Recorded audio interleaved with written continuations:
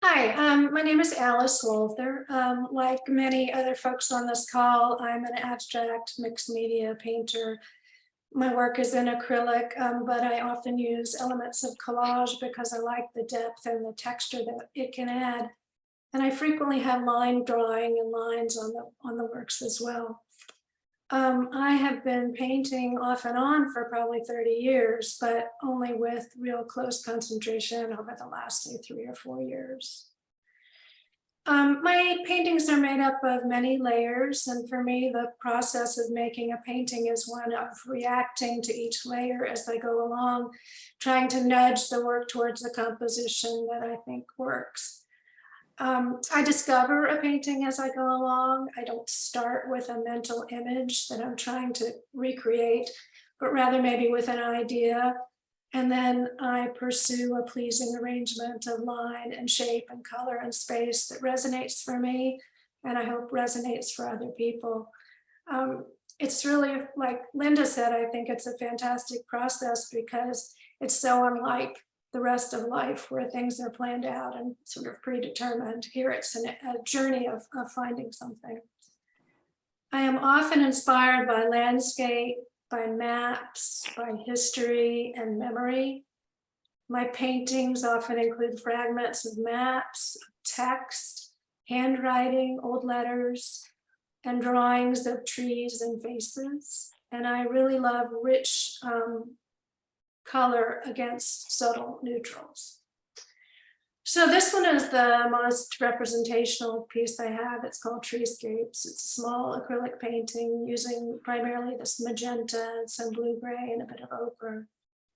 There are a lot of layers in this painting. So for example, the shapes that you see in the sky were created by scraping back the upper layer of light color towards the colors that are below.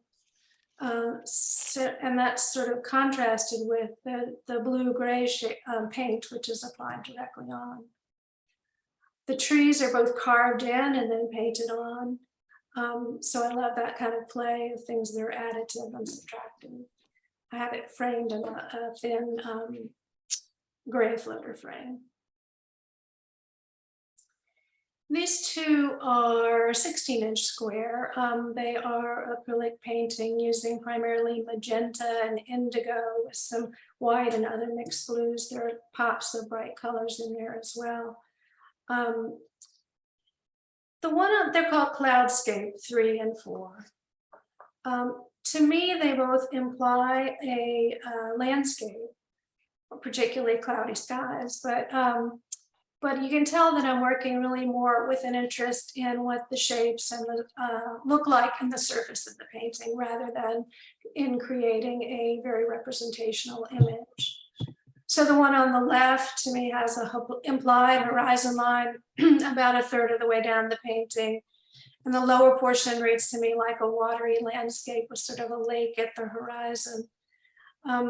I love that you can read it both that way, but also just as a surface of magenta and indigo working together.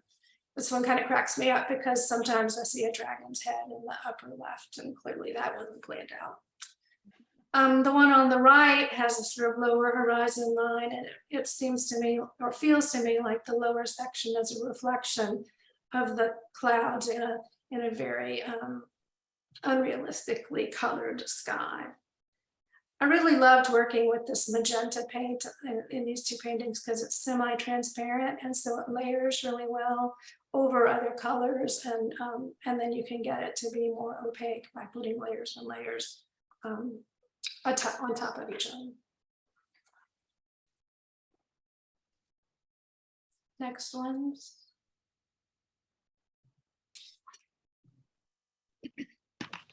What happened to Stephanie? Is it stuck? Stephanie, you're muted. Well, I said something so fascinating. Tell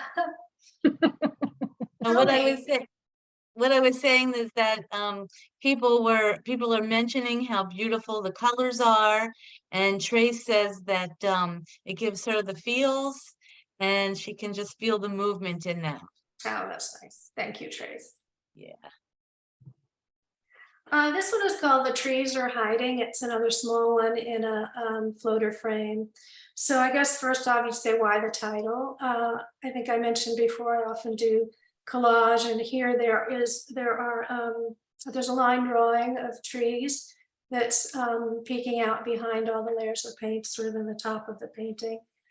This one is made with indigo and cerulean blue and a light olive green. That dark colors in black. It's a really rich dark blue color. And again, I like to use these bright colors against sort of a palette of mixed neutrals. The line work on the top reminds me of the shapes that you'll see of rivers in a map or roads on a road map. And I love the way that it's similar in spirit and in form to the shapes of the tree branches in the background collage. This one I called Maple Looking for Space. I'll tell you why in a second. Again, I'm using these same bright colors against the neutrals. In the top, there's a little bit of a, what do you call it? The index in the back of a map book is collaged underneath the green section, and it's from the M's in the road atlas. So there are a couple maple streets in there peeking out. Like the one before, it's the bright colors against the neutrals.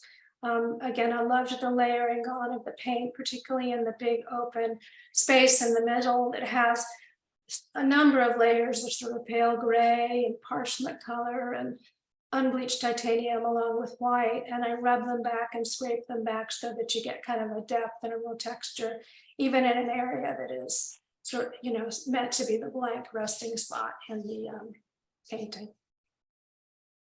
Alice, I really love to see can you just go back, Steffi, real quick? But I love to see the crinkles and the texture from the paper from behind. I just think that adds so much to the surface of the painting. It's just beautiful.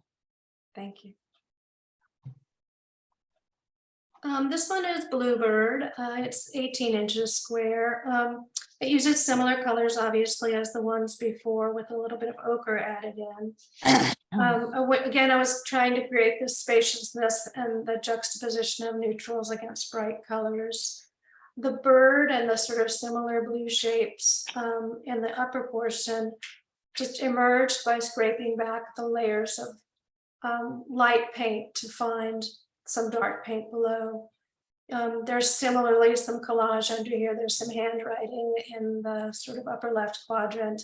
And again, the form of the trees peeking out from behind the light paint on the right. And then the last two are called Mapscapes 1 and 2. These are really all about my interest in maps and memory and layers.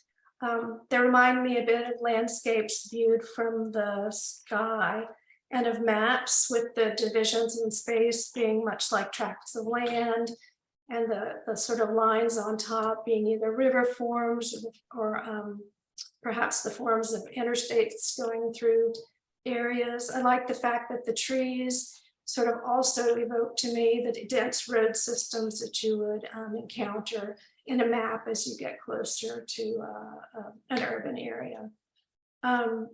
Here, I'm obviously much more interested in the line drawing and the sort of those kind of forms than I am in color, but there's a lot of yellow and ochre and orange, and even some green and some blue and some of the neutral grays that does provide some color interest. So I think that that's like a sort of nice overview of the kinds of things I've been working on. So happy to share with everyone. Thank you. They're beautiful.